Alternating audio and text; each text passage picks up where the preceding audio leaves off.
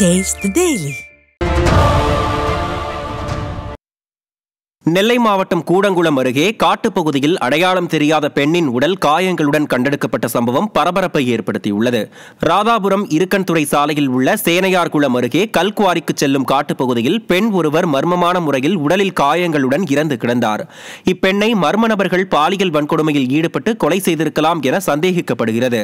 ஸ்டாலின் ஆட்சியில் மர்ம மரணங்கள் அதிகரித்து வருவதால் மக்கள் அச்சமடைந்துள்ளனர்.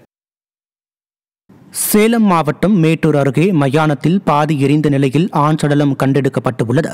கருமலை கூடல் மயானத்தில் கண்டெடுக்கப்பட்ட சடலத்தின் அருகில் இருந்த பையில் ஆதார் கார்டு இருந்ததால் இறந்தவர் சேலம் மாவட்டம் பெரியபுத்தூர் அக்ரகாரம் பகுதியைச் சேர்ந்த 60 வயதான கணேஷ் என்பது தெரிய வந்தது.